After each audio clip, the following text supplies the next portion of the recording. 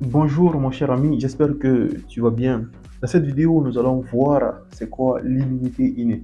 J'espère que tu as regardé ma dernière vidéo dans laquelle je parlais de l'organisation du système immunitaire, des différentes structures, les organes lymphoïdes primaires, les organes lymphoïdes secondaires. Nous avons vu un peu c'est quoi la structure et c'est quoi la fonction de chaque organe.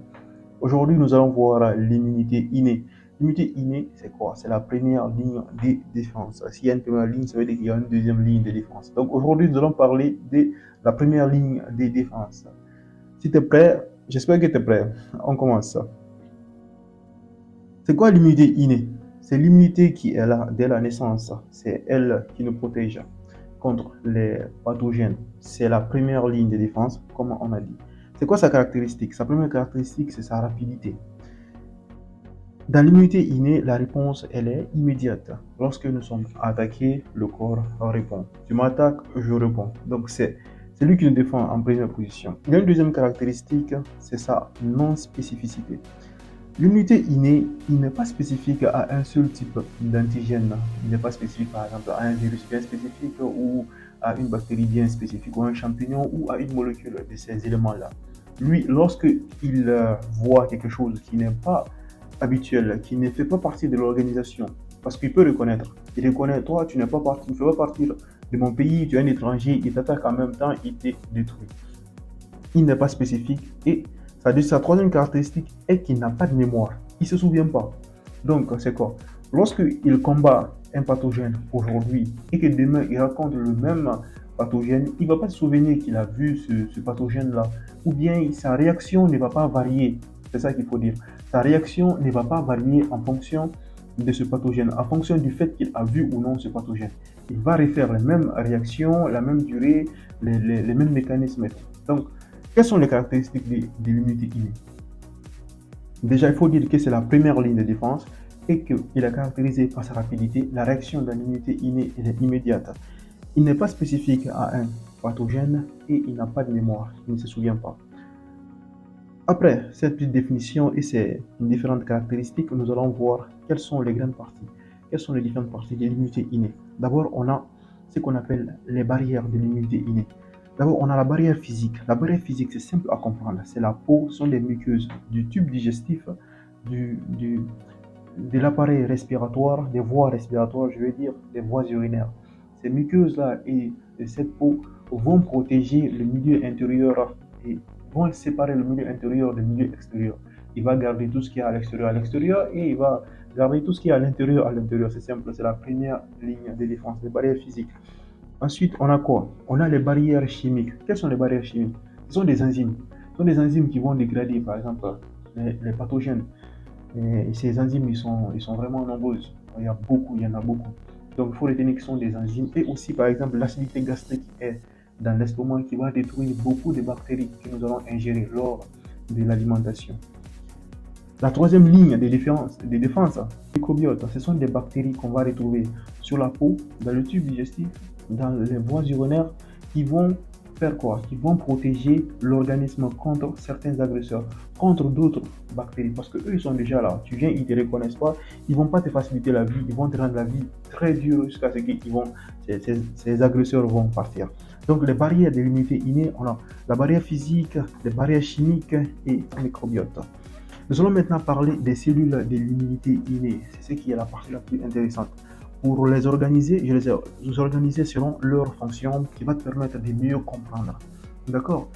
Parmi les cellules de l'immunité innée, il faut savoir que on a d'abord des sentinelles. Les sentinelles sont des veilleurs, ce sont des gens qui font des patrouilles, qui vont chercher à savoir est-ce qu'il y a des étrangers qui sont là, qu'est-ce qu'il faut faire pour les réguler, il fait des patrouilles, il cherche.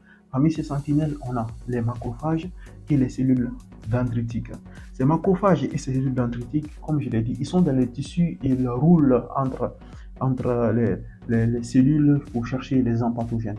Lorsqu'ils voient un agent pathogène, ils vont directement le reconnaître grâce à cause de certains récepteurs membranaires qu'on va parler un peu plus devant.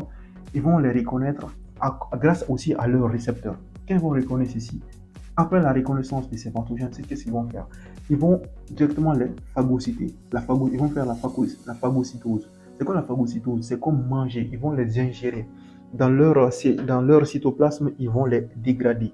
Ils vont prendre leurs constituants qui sont des antigènes pour aller les présenter, qu'on appelle les cellules dendritiques. Ils vont migrer vers les ganglions. On a vu ça dans le système, les organes lymphoïdes secondaires. On a dit que c'est dans les ganglions que les cellules présentatrices d'antigènes, qui sont dans ce cas les cellules dendritiques et les macrophages, qui vont, désolé, qui vont aller présenter ces différents constituants à la deuxième ligne de défense, aux constituants de la deuxième ligne de défense que nous allons voir dans la prochaine vidéo. Et en même temps, lorsque ces sentinelles-là, ils vont reconnaître ces agents pathogènes, ils vont faire des appels. Ils vont appeler, ils ont leur talkie-walkie, alors ils vont, à travers des molécules bien spécifiques, ils vont faire des appels à d'autres cellules pour venir les aider. Ces cellules-là, parmi ces cellules, nous allons trouver ce qu'on appelle les polynucléaires neutrophiles, les phagocytes. Les phagocytes sont des cellules qui vont aussi faire la phagocytose. Parmi les premières cellules à arriver sur le site de l'inflammation, parce que déjà l'inflammation a commencé, sont les neutrophiles. Ils vont venir en grande quantité pour aller détruire cet agent pathogène, pour aller dégrader, pour aller manger, pour aller faire... Vous avez compris. Donc ces neutrophiles, ils vont venir. Tu vas retenir une molécule qu'on appelle l'interleukine 8. C'est une molécule qui est sécrétée par les macrophages et les cellules dendritiques. L'interleukine 8 grâce à cette cytosine-là, que les neutrophiles vont arriver sur le site de l'inflammation. Et aussi, on a d'autres cellules qu'on appelle les cellules à dégranulation. Ces cellules à dégranulation vont aussi être activées par les différentes cytokines qui seront sécrétées. Eux, comment leur nom indique, sont des cellules à dégranulation. Ils ont des granules qui vont larguer, qui vont jeter sur le site de l'inflammation. Parmi ces molécules, on a des leucotriènes, des histamines. Ce sont ces molécules qui vont entraîner la vasodilatation. Ça va permettre d'envoyer plus de sang, envoyer plus de molécules. Et c'est pourquoi, parmi ceci aussi, on a l'histamine. L'histamine qui va entraîner une vasodilatation. Ce qui fait qu'on aura de la chaleur, de la rougeur, et aussi on aura de la douleur et aussi de l'œdème, qui sont des signes de l'inflammation. Ensuite, on a une cellule particulière qu'on appelle la cellule tueuse, qu'on appelle natural killer. Cette cellule-là aussi, elle va venir sur le site de l'inflammation, sur le site de l'infection. Il va regarder les cellules. Toi, présente-toi. Il va voir les cellules. Il dit, toi, présente-toi. Toutes les cellules, ils ont, disons, leur carte d'identité. On va appeler ici le MHC1, Major Human Complex. Complexe majeur d'histocompatibilité type 1. Ce marqueur-là se trouve sur toutes les cellules nucléées. Donc, il va venir le chercher. S'il trouve une cellule qui n'a plus cette molécule qu'on appelle MHC1, il va directement entraîner le processus de dégradation de cette cellule. Cette cellule va mourir, il va entraîner la mort de cette cellule qu'on appelle l'apoptose. Ici, on n'a pas parlé des mastocytes. Il faut savoir aussi que le mastocyte aussi sera activé grâce à différentes cytokines. Il va relarguer aussi son contenu. Il contient beaucoup de granules. On va les relarguer sur le site de l'infection, de l'inflammation, notamment de l'histamine aussi en grande quantité. On n'a pas parlé des monocytes. Les monocytes, c'est quoi? Ce sont des cellules qui vont se différencier, soit pour donner ces sentinelles-là, soit le macrophage ou les cellules dendritiques. Donc, en quelque sorte, c'est ça les cellules de l'immunité innée. Mais ce n'est pas fini. On a d'autres éléments qui rentrent aussi dans l'immunité innée qu'on appelle les compléments. Avant de parler on appelle les compléments. C'est quoi les compléments? Les compléments, ce sont des protéines qui sont des protéines plasmatiques qui sont inactivées, qui circulent sous forme inactivée. Ils peuvent être inactivés de trois façons. Soit par la voie classique. La voie classique, ils sont activés par des anticorps. Ils peuvent être activés de façon alternative. Soit ici, on va voir un déclenchement qui est automatique. Soit ils sont activés par une molécule qu'on appelle des lectines, par la voie des lectines. Leur rôle, c'est quoi? Ils vont permettre l'opsonisation. C'est quoi l'opsonisation? Ils vont aller se fixer sur ces cellules-là infectées-là ou sur ces bactéries-là pour permettre aux macrophages, et permet aux macrophages de les dégrader, permet aux neutrophiles de les dégrader, de les phagocyter. C'est ce qu'on appelle l'opsonisation.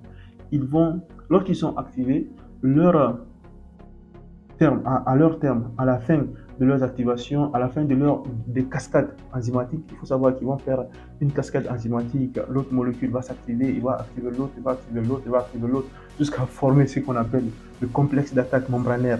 Celui-là va créer des trous, par exemple sur cette cellule-là, celui-là va créer des trous dans la cellule, ce qui va donner, ce qui va permettre à la cellule voilà, ces constituants, ceux qui sont dans le cytoplasme vont sortir à l'extérieur et la cellule sera dérégulée, il va se dégrader en quelque sorte. Et aussi, ils vont entraîner l'inflammation. Parmi ces modules, on a C1, C2, C3 jusqu'à C9. Il faut savoir que ces molécules-là, quand ils se dégradent, ils vont donner CA, ils vont donner C1A, C1B. Donc, c'est le C3A et le C5A qui sont des anaphylatoxines. Ceci, ils vont permettre à la dégranulation, ils vont permettre la dégranulation des mastocytes, ils vont libérer des histamines en grande quantité. C'est pourquoi on dit que ce sont des anaphylatoxines. Donc, ils vont augmenter le processus inflammatoire. Ne t'inquiète pas, nous allons voir tout ça dans d'autres vidéos, si, Inch'Allah, dans d'autres vidéos, d'accord. Maintenant, on va revenir maintenant sur les récepteurs et les cytokines. Je t'ai dit que les cellules là, qui sont les macrophages, les cellules dendritiques, ils ont des récepteurs. Leur récepteur s'appelle le PRR.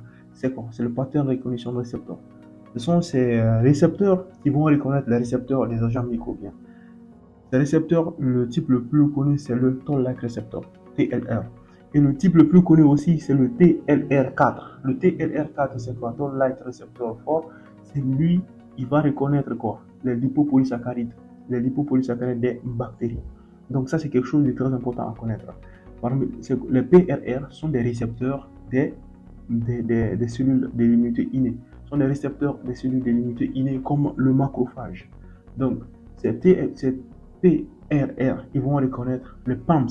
Les PAMS, c'est quoi? Sont des protéines associées, c'est pathogènes associated molecular pattern en anglais. Donc, ce sont des patterns de molécules qui sont associées aux pathogènes. Donc, voilà, c'est ça. Parmi ces molécules-là, ces PAMS, il y a le lipopolysaccharide des bactéries. Donc, le Toll-like receptor 4, lui, il va reconnaître spécifiquement le LPS. D'accord. Quelles sont les cytokines de l'immunité innée? Ces cytokines-là, tu te rappelles, c'est comme des messagers. Ce sont des messages qui circulent entre les différentes cellules. C'est à travers les cytokines que les cellules vont communiquer entre elles. Parmi ces cytokines, on a l'interleukine 1. Pour retenir que l'interleukine 1, il va occasionner la fièvre. L'interleukine 6, toutes ces cytokines ont une fonction bien spécifique. Nous allons voir ça ultérieurement. L'interleukine 1, l'interleukine 6, TNF-alpha, il faut savoir qu'ils sont sécrétés par les macrophages. Les interférons alpha, les interférons bêta vont être sécrétés par toutes les cellules qui sont infectées par des virus. Ces cellules-là vont sécréter ceci pour faire de l'appel à l'aide. L'interleukine 8, c'est cette cytokine qui va attirer les polynucléaires neutrophiles sur le site de l'inflammation. L'interleukine 8 attire cette protéine-là sur le site de l'infection. D'accord. Ça, c'est en quelque sorte la première défense de l'immunité, qui est l'immunité innée. Nous allons voir un résumé et comment retenir tout ça. Dans l'immunité innée, qui est la première ligne de défense, on a la barrière, qui est quoi? Qui peut être physique, qui peut être chimique ou qui peut être microbienne. Les cellules, on a les sentinelles, on a les phagocytes, on a les cellules à dégranulation et on a les cellules natural killer qui vont tuer les cellules qui ont perdu leur MHC1. D'accord? Et aussi, on a parlé d'un récepteur bien spécifique qui est le TLR, Toll-like receptor, qui fait partie des PRR qu'on retrouve sur les macrophages. Et le plus connu ici, ou celui qui revient souvent, c'est le TLR4. il va reconnaître quoi? Le LPS, les lipoprotéines, les lipopolysaccharides, d'accord? Et aussi, on a le complément. Les caractéristiques de l'immunité innée. Les caractéristiques de l'immunité innée, on a la méthode mnémotechnique qui est innée. Innée, c'est quoi? I, c'est instantané. N, non spécifique. Et N, c'est naturellement prêt. D'accord? Donc ça, c'est une manière de retenir facilement les grandes parties, essentiellement, ce qu'il faut retenir de ce cours. Et pour terminer, petite question pour des consolidations qui va te permettre de savoir est-ce que tu as bien compris tout ce qu'on a dit. Les questions de révision. Quelle cellule phagocytaire arrive en premier sur le site de l'infection? Je vais te donner 5 secondes pour répondre, pour réfléchir et répondre. 5, 4, 3, 2, 1. La première cellule à arriver sur le site de l'infection, ce ne sont pas les macrophages. On dit que les macrophages sont déjà là. C'est eux qui vont reconnaître. Et quand ils vont reconnaître, ils vont faire l'appel. Quand ils vont faire l'appel, la première cellule à venir, ce sont les neutrophiles, les polynucléaires neutrophiles. Quelle molécule est reconnue par le TLR4? La molécule qui est reconnue par le TLR4. 5, 4, 3, 2, 1. La molécule qui est reconnue par le TLR4, c'est quoi? C'est les lipopolysaccharides, les bactéries. D'accord? Quelle cytokine attire les neutrophiles? 5, 4, 3, 2, 1. Les cytokines qui attirent les neutrophiles, ce sont les interleukines 8. L'interleukine 8 qui est sécrétée par les macrophages. Lorsque les macrophages détectent des agents pathogènes, il va déclencher l'inflammation en sécrétant des cytokines, mais aussi il va sécréter l'interleukine 8 qui va attirer les neutrophiles sur le site de l'inflammation. Quelle cellule tue sans CMH1? 5, 4, 3, 2, 1. La cellule qui tue sans les CMH1, ce sont les natural killers. Les natural killers, rappelle-toi, vont venir sur le site de l'infection. Ils vont regarder les différents types de cellules. Ils vont leur poser des questions. Montrez-moi vos cartes d'identité. Il faut rappelle-toi que les cartes d'identité ici, c'est le CMH1. S'il n'a pas CMH1, il va les détruire en produisant des granules qui sont granzymes avec la perforine. D'accord? Quelle est la différence majeure entre immunité innée et immunité adaptative? La dernière question. 5, 4, 3, 2, 1. La différence majeure entre l'immunité innée et l'immunité adaptative, c'est quoi? L'immunité innée, elle est immédiate, sa réponse elle est immédiate, rapide. Elle n'est pas spécifique, il n'y a pas de spécificité à un antigène. Et c'est quoi? Il n'y a pas de mémoire. Il ne se souvient pas s'il a vu ou pas cet antigène. Il réagit de la même manière, même après 1000 expéditions, il va réagir toujours de la même manière. Il n'a pas de mémoire, il ne se souvient pas. Donc, on arrive à la fin de cette vidéo. J'espère qu'elle t'a plu ou t'as appris quelque chose dedans. Comme si t'as appris, je ne sais pas, moi, 10%, 15% de la vidéo, c'est déjà très bien. Parce que la médecine, comme on l'a dit toujours, ça continue toujours. Il faut toujours apprendre, il faut toujours se former, il faut toujours revoir les notions, que ce soit en physiologie, en immunologie, aussi au niveau des pathologies et ce que nous faisons sur cette chaîne. Et c'est pourquoi tu dois t'abonner à cette chaîne si tu es sérieux dans ton apprentissage, tu veux apprendre beaucoup, tu veux toujours continuer à apprendre. Abonne-toi à la chaîne, active la cloche des notifications. Et si tu as des questions ou tu n'as pas compris une partie, un passage dans cette vidéo, je t'invite à mettre en commentaire et je vais te répondre en commentaire, soit où je vais créer une vidéo pour expliquer le concept de la question. Et moi, je te dis à la prochaine vidéo.